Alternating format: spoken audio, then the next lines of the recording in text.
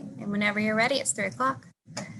All right. So first off, I just want to thank you guys for providing the opportunity for me to meet with you. I know this is kind of weird this year. Normally, I'll make 2 visits. I would say probably at least a semester out to your high school and meet with you in person. Unfortunately, with the circumstances this year, we have to meet virtually. But I think a lot of the information that I'm going to be providing is pretty much the same. So the great thing is you're going to be able to have my contact information as well. So if you ever need to reach out to me in regards to your application, if you have something on anything related to the application process, there's something that you can't really find on our website in regards to dorms or even financial aid, just anything related to University of Houston, I'll actually be your point of contact. So my information is there on the screen. My name is Chris Artiaga. I guess I should have started off with that. I'm a recruitment specialist with the University of Houston. I've been with the university now. This is actually my 6th year. So I've served as a recruitment specialist for 4.5 years. Um, Essentially, I cover all of the South Territory of Houston. So pretty much from I would say like Baytown all the way out to Galveston, and then all the way up to like Humble and a lot of areas east as well.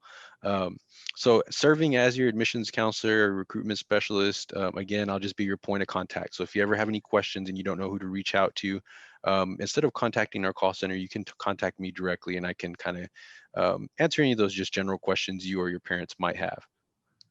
We're going to go ahead and get started with the presentation. There is a video, but we're going to probably skip that today. And if we have some time, we may come back to it.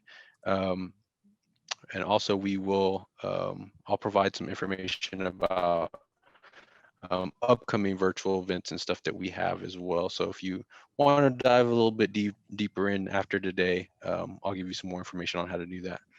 Okay, so when we're talking about the University of Houston, one of the most important things for our students is going to be opportunity. So when you look at our city specifically, the city of Houston provides a lot of different opportunities that some of the other, I would say, college town environments do not provide to students. So we are located in the 4th largest city in the U.S., which is home to the largest med center in the world. So when you're looking at our medical center specifically, it's about 15 minutes from our campus. Easy access for our students. So we have that rail system that runs from downtown Houston, literally to the outside of our dorms, over to the med center. The med center itself, again, having the largest med center in the world is going to provide a lot of different opportunities. So whether you're going into healthcare, nursing, you want to go to medical school, optometry school, any of those opportunities are right down the road. And again, largest med center in the world is going to provide a lot of really great internships, research, and job opportunities for our students.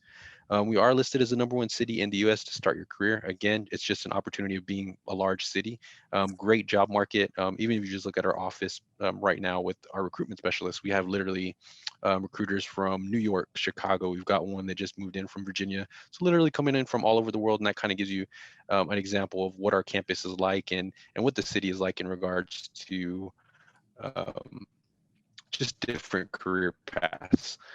We've also been, we have 24 Fortune 500 companies available for students as well. So if you're not going into any specialized field, oil, gas, energy, there's going to be a lot of different options headquartered out in the city of Houston. So again, just to kind of give you a little bit more in-depth detail about the job market for our students. I also saw a pretty interesting statistic the other day that showed over 60% of our students that graduate with a degree will actually stay within the Houston area, primarily just because of the job market and the job opportunities that they've kind of connected with during their time as an undergraduate student. So that could be through various platforms. So just networking with different people, having those internships, different opportunities like that for our students. This here is going to provide a little bit of entertainment information. So I know Dickinson's a little bit of ways away from Houston, but I know a lot of you guys are familiar with the downtown area probably, so you probably know a lot of this information already. But we do have professional sports teams in every major sport here at the city of Houston, so a lot of different opportunities available. Our livestock show and rodeo is going to provide a lot of different opportunities for our students as well. We have the livestock show and rodeo, and then food and culture as well for our students. So when you're looking at different restaurants and opportunities like that, there's a lot to get involved with that the city has to offer. Our museum and theater district as well is great because it provides a lot of different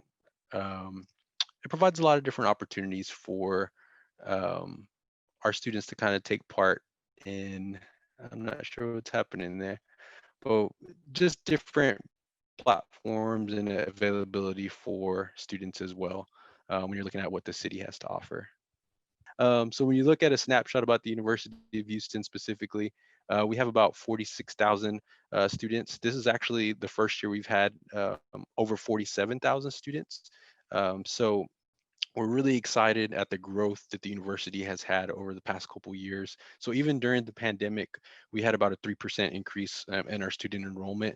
So that pushed us up over 47,000, which was incredible. We were really excited that even during a global pandemic that we were allowed or we were available to continue to grow our university compared to the last couple of years as well.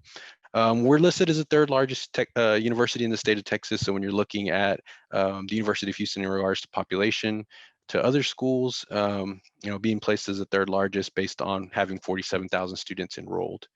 We are also a tier 1 research university. So what that means is that if you're coming into the University of Houston and you want to do research, we're one of the best places to do research in the state of Texas. So tier 1, whether you're going into healthcare, maybe you're going into a business related field and you want to study analytics, there's a lot of different opportunities to kind of get connected through research, and being a tier 1 research university is going to provide a lot of those opportunities for our students as well. There are only about 2% of all schools across the nation that are considered tier 1. So we're really excited to continue that brand of tier 1 institution at the University of Houston over the past couple of years. Academically, we have 16 colleges with over 120 different majors to choose from. So there's going to be a lot of opportunities to kind of get involved and choose your own major, right? So even if you don't know what you're going to major in up at the beginning, at the start of your semester, you can always choose or request to change your major later. But some of our top programs at the University of Houston, we have our Bauer College of Business, and that's going to be home to the #1 entrepreneurship program in the country. So if you're looking to start your own business, essentially there's not a better program you can find in the nation in regards to entrepreneurship. So we've always been listed as the top 3. This is the first year we've been recognized as the #1 entrepreneurship program with CT Bauer College of Business. If you're looking into engineering, we have all top 100 ranked engineering programs available for our students as well.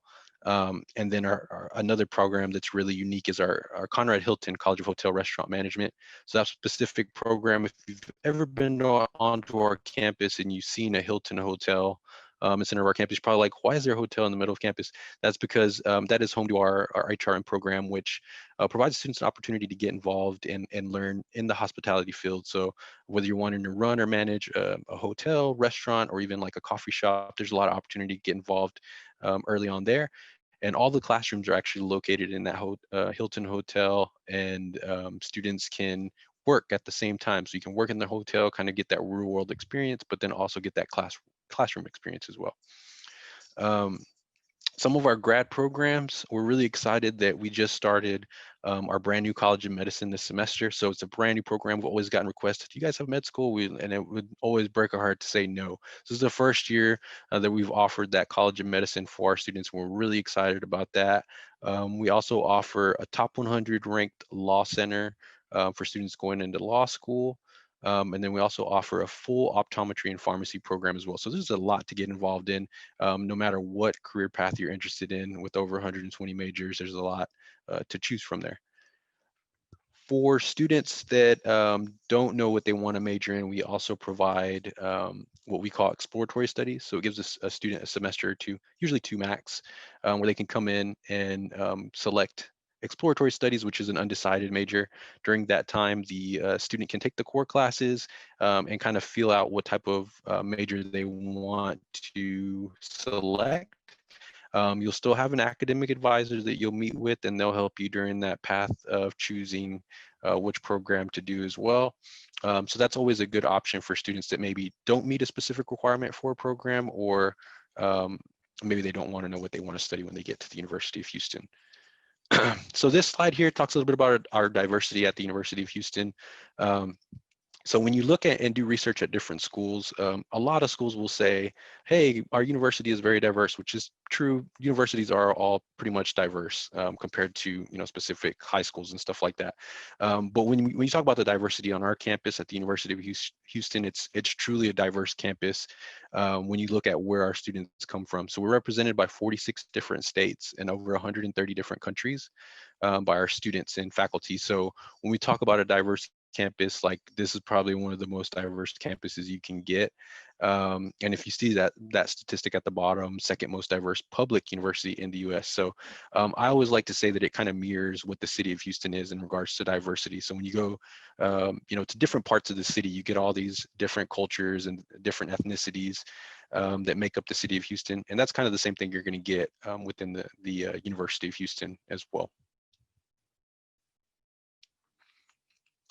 So this slide specifically, I want to talk about experience, right? Experience of being a student at the University of Houston. So as a student, I was a work study student, so I got to work on campus, and that was kind of my way to network and meet students with similar backgrounds, and some of my really great friends even to this day. By getting connected to campus. So that's what's really big on this particular slide here, is just kind of just getting connected and all the different opportunities that are available to you through campus. So again, the most important thing is you come into the University of Houston, getting your 4-year degree and getting a successful job. But there is a second part of that that is really important. That's going to be the networking. So we have over 600 student organizations available for students to choose from, 15 intercollegiate sports as well. So if you want to go to a football game, you want to go to one of the baseball games or a basketball game, there's no additional cost for our students to attend those. You basically swipe your student ID and you have access to the event at that time, which is really great. Because some of the larger schools across the state will actually charge to go to the games at an additional cost for the student. That's already included in your tuition, so we're not charging you anything extra if you want to go to one of these games, which is really great for our students as well. We also offer 45 plus fraternities and sororities, so pretty big Greek life on campus as well. A lot of different opportunities to get involved there. And then 15 campus ministries are represented on our main campus as well. I could talk all day about the rec center because I'm a member for our rec center as well. I was frequently there. Really amazing facility. If you ever tour our campus, when we actually open up for in-person tours, you want to take part in all the rec center has to offer, because there's a lot to be a part of there and utilize that space, because there's no additional cost for that as well. All right, so this slide is really important. These are some of the big changes we've had this year, is through our admissions and the process of applying to the University of Houston. So I kind of want to focus a lot of my time here. And again, if there's any questions, hopefully I have some time at the end to answer those. If not, you can always just contact me through that contact information I provided. So we are test optional this year. So what that means is you can either apply with your SAT and ACT test score, whichever one you want, or both, or you can apply without. So we're not requiring test scores this year, same as a lot of institutions across the state, even across the nation. So first, the traditional way, if you're going to be applying to the university with test scores, that process will require you to apply online through either Apply Texas or the Common App. You're then going to submit your application fee of $75. If you do not have an application fee and you want to submit in a fee waiver, or you qualified for a fee waiver, you'll send that in other than that $75 fee. Then you're going to send in your high school transcript. So you can contact your registrar, maybe your college counselor, whoever provides that will send that over to us. If you have an electronic version you can send to us, that's going to be the best method, because then we can track that a little bit better. And then the last thing will be sending in your test score, so either SAT or ACT test score. Now that will be the traditional way. That has not changed at all from previous years. The one change we did have this year is obviously if you're applying without test scores. The only thing that changes this year for students applying without test scores is that you'll indicate on your application you do not want to send SAT or ACT test scores. And what that will do is change your checklist of items that you need to send into us. So you'll still apply through Apply Texas or the Common App. You'll still send in your application fee or your fee waiver. But then when you get to step 3, you'll send in a transcript, and then we will require an essay There's going to be three options to choose from on our website, an A, B, and C option. It will be 1,000 words or less. You can select whatever option you want, and then you'll actually upload that through your MyOH account. So you don't have to send that in to us, like mail it in or send it electronically, email it. You can actually just upload it through your MyOH account because that will populate when you indicate on your application. And then the last thing will be a resume. So we will require a resume if you do not send in test scores. The resume, you can Google different formats for the resume. There's not a specific way to send it in.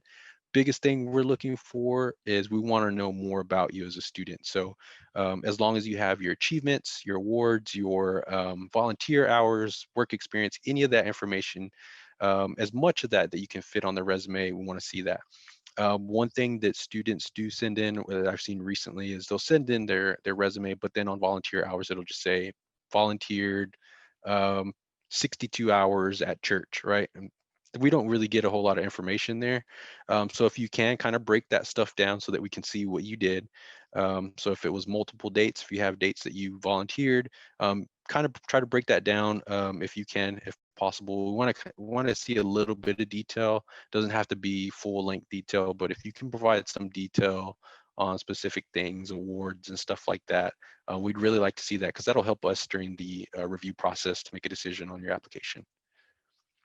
These are going to be the general admission requirements. So these will be those same requirements that we've had over the past couple years. It's based on class rank and test scores. If you meet criteria based on class rank and test scores listed here, depending on where you are in the matrix, you could meet assured admissions, which means you're going to be automatically admitted. So top 10 is automatic admission, no matter what your test score is. Students that are 11 to 25 percentile, a 10, 80, or 21 on either the SAT or ACT will also get automatic admission. Students that are in that second, you have to have a 1080 or 21, sorry, in that top 25. Second quartile and 1170 or 24 will still get you automatic admission. Now, if you don't meet that test score and you're in the top 50%, or if you're in the bottom half and you don't meet, or if you're in the bottom half of your graduating class, you'll go under individual review. So at that point, no guarantee you'll be admitted. You're just going to go through that review process. Um, if you fall under individual review and we are reviewing your file and you're kind of like one of those students that's right on the bubble. So say you're in the top 25% and you have a 1060 or 10, yeah, say a 1060. Um, sorry about that. And you have a 1060, right? So you don't meet assured admissions, but you're right there. Um, in that case, what we would do is we'll review your file, and if we feel like, wow, we need a little bit more detail from this student, that's what you're sending in your test score. We may reach back out to you and request for additional information. So we may request a resume, and we may request 2 letters of recommendation or an essay. So you don't need to worry about that right now, but if you do have those items, go ahead and save them, because if you fall under the individual review, and we request it, a week, 2 weeks from now, then you already have that ready to go.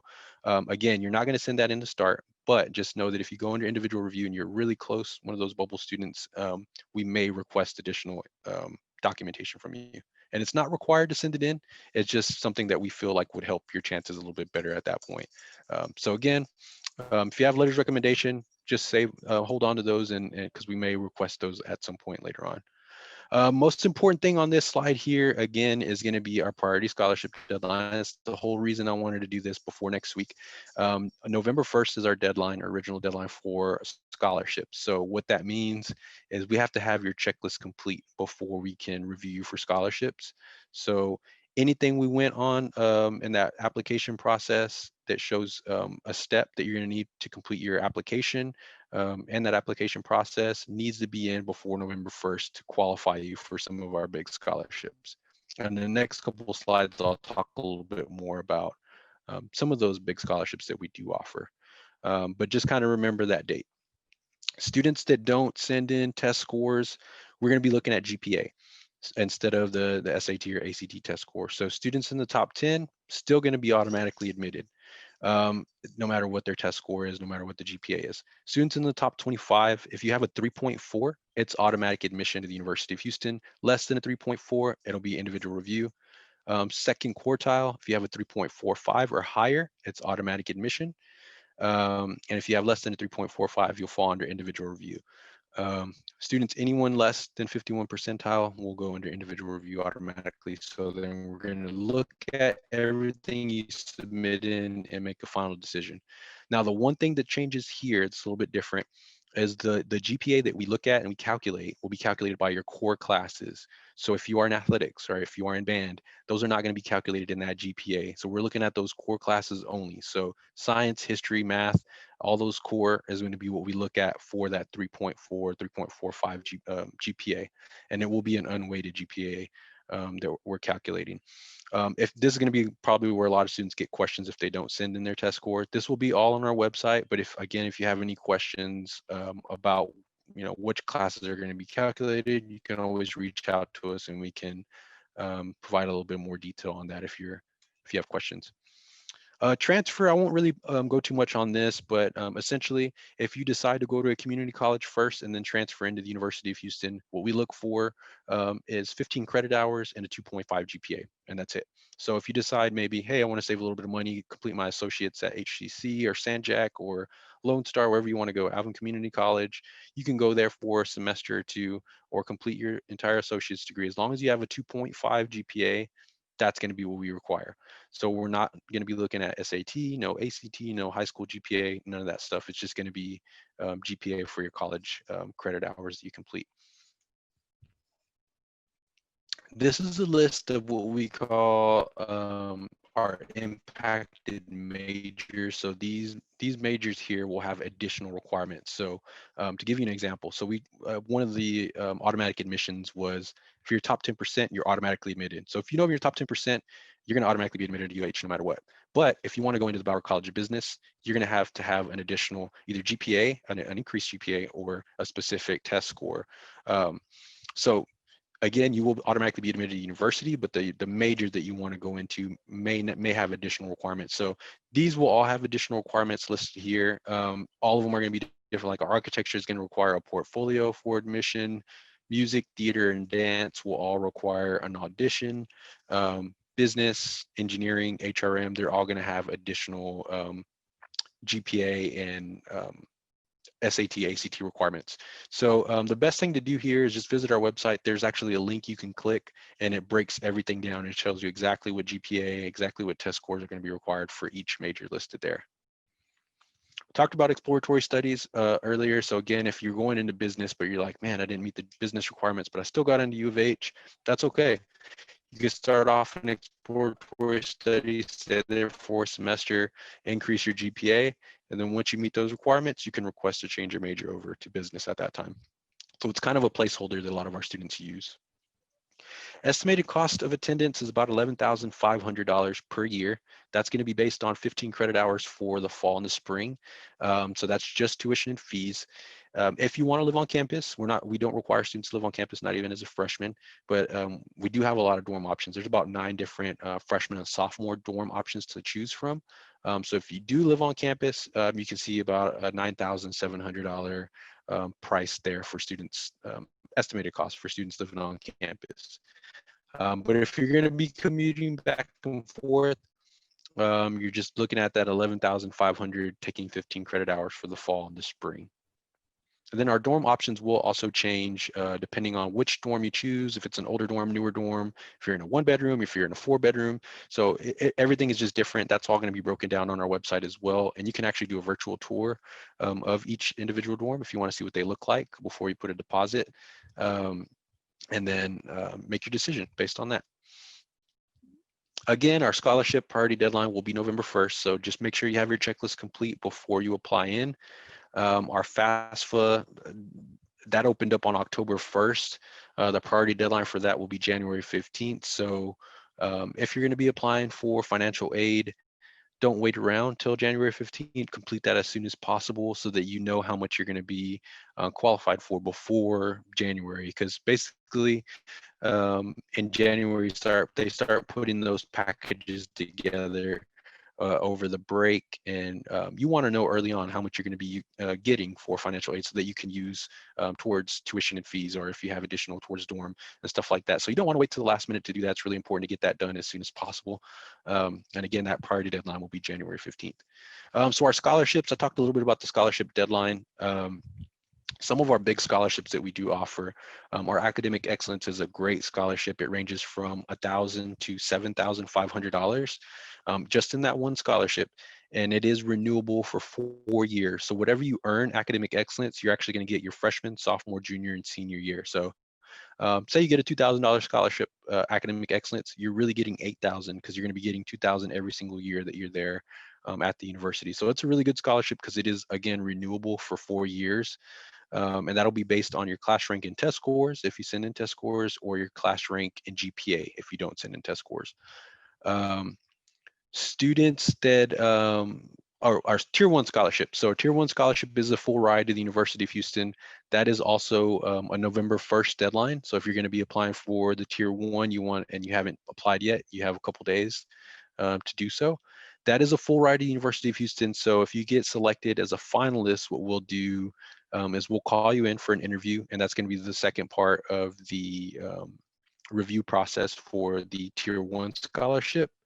Once you get, if you do get selected as a tier one recipient for the scholarship, basically you're going to be getting 4 years tuition paid for, minimum 2 years on-campus housing. Will provide you with a stipend for research, and will provide you with a study abroad opportunity as well. So basically anything you want to do at the University of Houston is going to be free of charge for you at that point. So it is a very competitive scholarship. So if you're going to be applying for that one, you want to just kind of make sure you're crossing your T's and dotting your I's on that application and providing as much information as possible, because it is a really competitive scholarship. But if you get it, it's going to be great because you're not going to have to pay for anything for the next 4 years.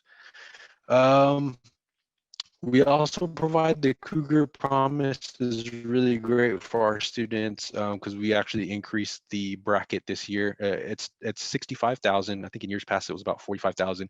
The way the Cougar Promise works is you have to have a financial aid application on file. If you complete that, you could qualify for the Cougar Promise. And what the Cougar Promise does is it pays tuition for students that are eligible to receive Pell Grants, or receive grants, basically. So the Cougar Promise will pay your tuition at the University of Houston, but it is a financial aid based grant, basically. So if you think you might qualify for financial aid, just go ahead and complete it, and then we'll select the students that are going to be eligible for that. Again, the pay bracket, or the household family income bracket, has to be less than 65,000 to qualify. But if you qualify, it's free tuition as well. So great opportunity as well. Maybe if you don't get any of those big academic scholarships, you could qualify through financial aid for the Cougar Promise, which will still pay your full tuition. UHN4, this is another initiative to save money and help students graduate on time.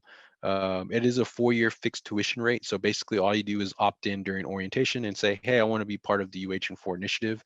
How it works is it locks in your tuition. So if you're paying 11,500 your freshman year, and tuition goes up your sophomore, junior, and senior year, $1,000 every year, which hopefully it doesn't. But if it does, you'll still pay that same rate you paid your freshman year. So if it's $14,000 later on your junior and senior year, you're never going to pay that additional cost if you're part of UHN4. And it keeps you on track to graduate in exactly 4 years. So really great incentive for our students there. If you want to learn a little bit more, you can visit our website. Just type in UHN4 in the search, or you can email them at uhn4@uh.edu for more information. This is going to be our last slide of the day. Then I'm going to provide my contact information one more time on the screen. And then if we have any questions, I can definitely answer those that you might have.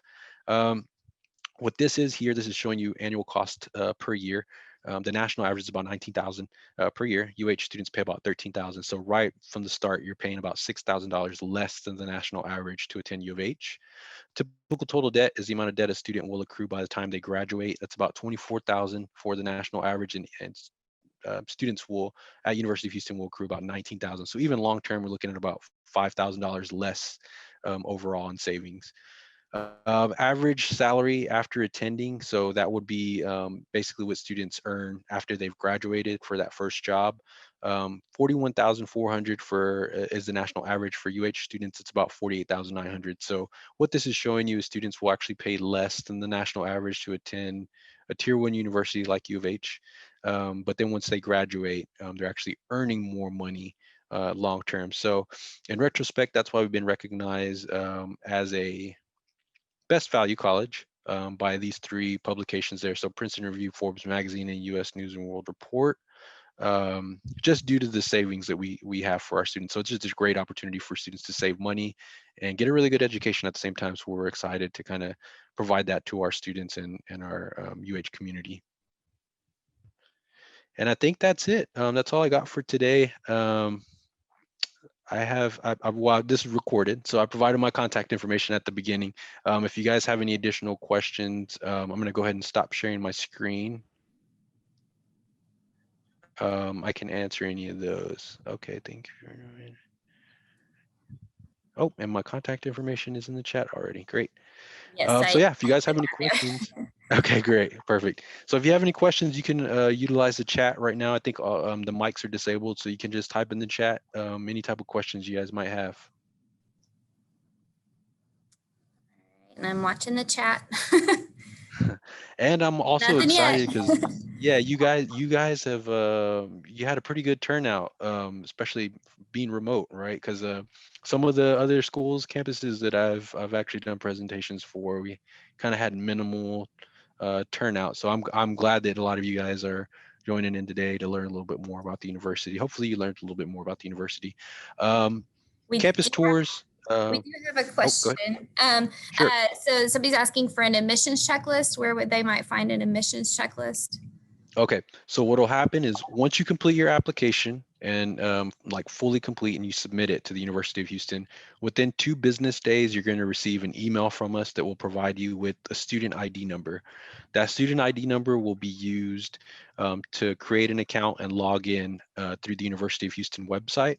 Once you do that, you'll be able to check any type of items that we're requesting. So whether it be through financial aid, your student bill, admission. So admission specifically, what we'll do is we'll have a to-do list when you log in. So when you log into your account, it'll say to-do list, resume, and transcript are missing if you haven't turned that in.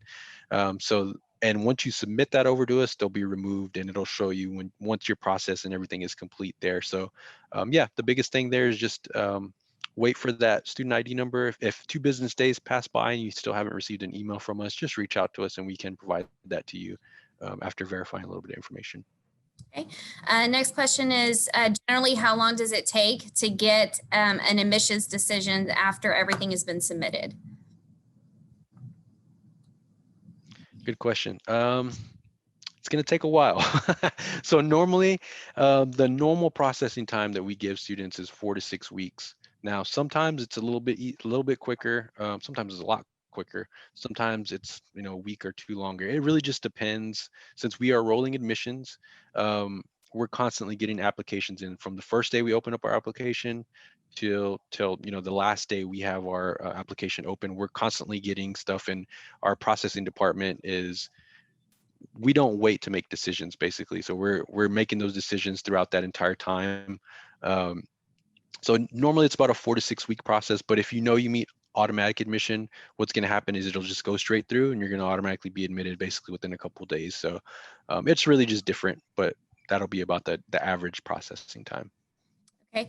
Another question is, so if you input the SAT scores, then do you not have to submit an essay?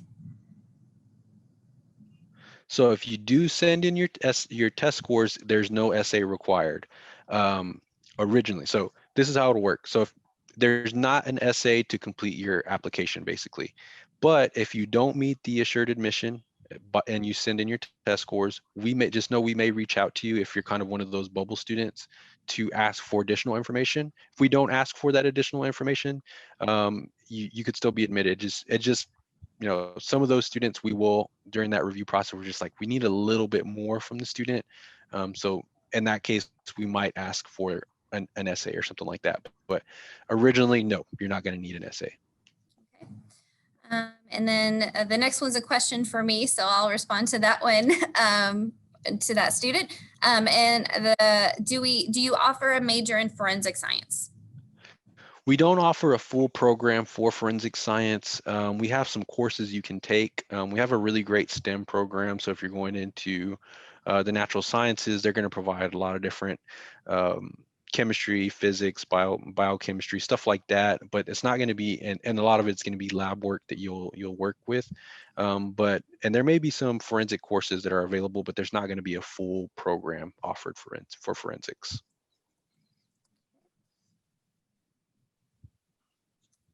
Right. And then it's the only one in the chat. So so she was just clarifying. So if you have assured admissions without the test scores, then you don't need the essay. So I'm thinking with the core GPA, if they meet that core GPA, then they would also not be required to submit an essay, correct? You'll probably, well, yeah, you'll still send it in because that's going to be part of your checklist. So we won't even be able to review your file without having the checklist complete. So I know it's kind of like, I already meet the requirement, but we're still going to require it because it's part of the checklist. So you'll still have to send it in, even though you meet the GPA requirement. All right, and then you mentioned this, but it was really quickly. So asking, is it true that there's going to be a medical school on Bridges campus? And so, yeah, so we opened that up this semester. Yeah, so we were very fortunate. We had an anonymous donor donate multi-million dollars 2 years ago. We've been looking at continuing to build the med school, and it kind of came really fast over the past 2 years. Like I said, we had an anonymous donor that came in and donated all this money, and it helped speed up the process there. Then we had another anonymous donor donate multiple millions, and that actually went towards our scholarships for our first year students. So every student, if you go to our website, and it'll show you our first class that we have for med school. Every single one of them has actual free tuition to our med school due to the scholarship that was created by that donor. So it was really awesome opportunity for our students, especially that first year, to kind of help build that program. So I haven't heard of anybody donating any more money this year, but hopefully that will happen in the future, because I know our med students this year were extremely excited because they didn't have to pay for any of their tuition. Okay. Let me ask this question, because this was a question about sending transcripts. And so we use Naviance to request transcripts. We do not use Naviance to send them, use Parchment or anything like that. So we do have a registrar send transcripts to y'all.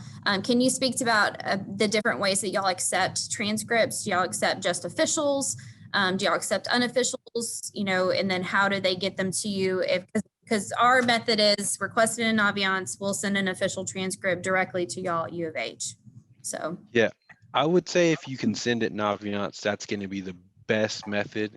Just sending it through Naviance, and it may take a little bit longer through Naviance than some of our other electronic ways to send it, but that's going to be to me, that'll be the best way. Because if there's a missing transcript, even if it's past the deadline, say you request a transcript today and you send it through Naviance, and 2 weeks pass by and we still don't have it, we can still backtrack and say, hey, look, the student sent it this date, has the confirmation, and you'll still qualify for to meet the deadline, right? And just because we can track it a lot better that way. We will accept, so we are doing self-reporting. I haven't heard a whole lot about it this year.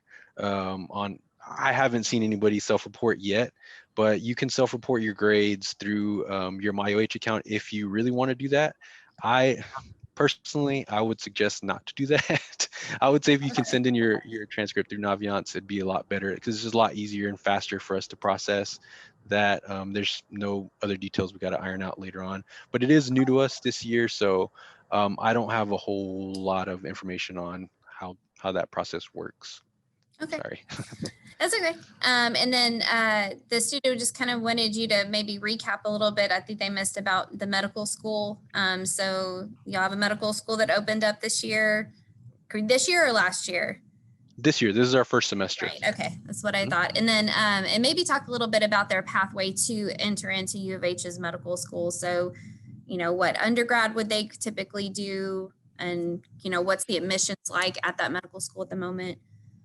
Yeah, so for well, I don't really have any affiliation with the med school. It's kind of different, like separate. So Okay. admissions wise, I wouldn't be able to answer any of their stuff. But to get started, what you would do is you can select any major for any one of our professional tracks. So if you're going into optometry, pharmacy, even like law school, um, I mean, there are some majors that will help you.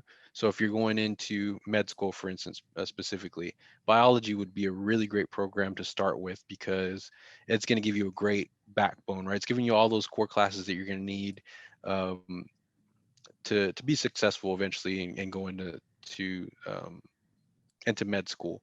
A lot of those prerequisites that you're going to need for med school are going to be something science related. So there'll be biology, chemistry, physics. One of those majors is usually what students will select going into something in the sciences or something in the medical field.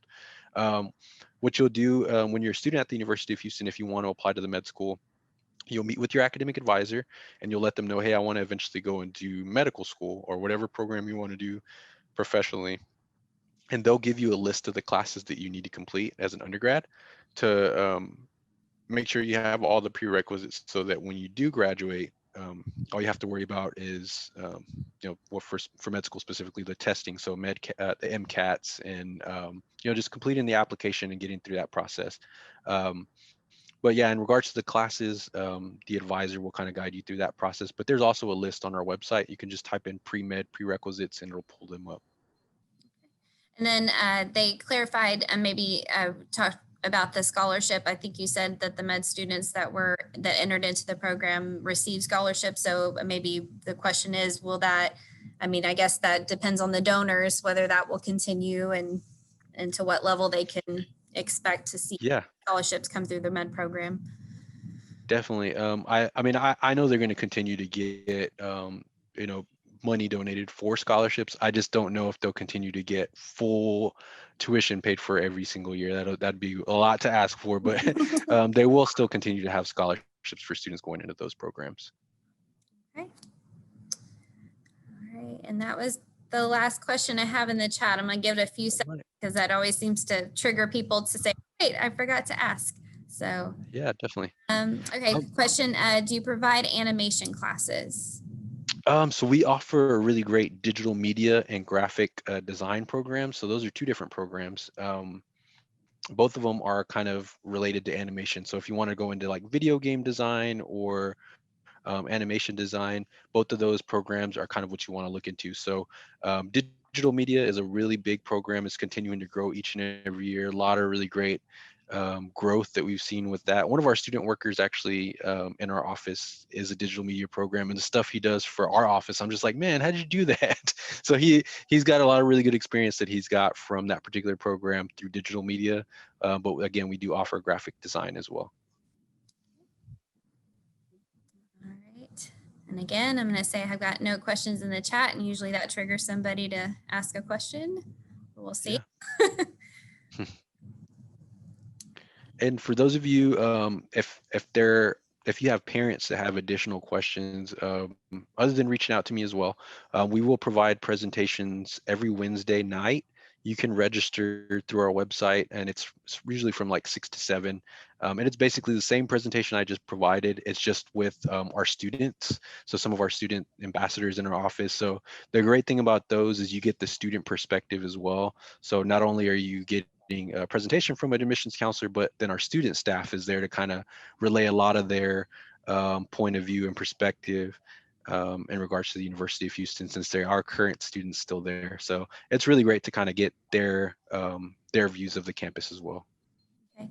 And then there was a clarification on the, do we offer, so I think more along the art side, so more like 2D animation, like the drawing. So do you have a fine art program for, Yep. because it says it's whether it's digital or traditional. So we kind of covered the digital part. Yeah, we do offer, we actually have an entire separate college for College of the Arts. So that will be anything painting, drawing, sculpture. Those are all majors, actually full 4-year programs that you can do at the University of Houston as well. So if you have some time, visit our College of the Arts website and it'll give you more detail on that as well. Okay. I have a question about, so if they, I'm guessing if a parent or someone is employed at the Houston Clear Lake Regional Hospital, then tuition is paid by them if you're accepted into the nursing program at U of H. Do you Um, I haven't heard of that, but that may be some type of scholarship that specific. What you said, it was a hospital or a Yes, Houston medical. Clear Lake Regional Hospital. Yeah, they could be providing something like that as a scholarship for their employees, but I haven't specifically heard about it, so I would actually contact them directly to get some more information on it. Okay. All right. Not seeing anything in the chat. I'm going to ask about fee waivers. So just and maybe some people might have some questions about this, but haven't asked yet. So I do know that y'all accept the NACAC fee waiver. That's the most popular one right now because there's so many kids have not been able to take the SAT or the ACT with a fee waiver. Mhm. And they can upload that completed NACAC waiver to their My UH account, correct? Yes, so they will. We do have that option to upload, and that's going to be the best thing to do. You can mail it in if you'd like, or email it over to me. But the best thing would be to just upload it because, if you're mailing it in, it could get lost in the mail. If you're sending it over to me, it may take a couple business days for me to get it. If you upload it, it's automatically taken off of your checklist right then and there. So that's the easiest way to kind of send that in. Okay. All right. Um, okay, and that's a question about transcripts. So I'll answer that one for them. It is initial for the student who's asking you. They have to request Naviance, so they have to request an initial transcript. Okay. Let's see. It's a question of what you need to do to qualify for a fee waiver. So there's certain criteria, and then I can direct the answer to that student as well. But our typical one is they qualify for free lunch. Usually that's the easiest one to Yep. to check off. And then I'm the one who completes the fee waiver part, the official part on the NACAC. So for that student that's asking, you need to get a hold of me so I can check your status and get you a fee waiver. And I don't see any other questions yet.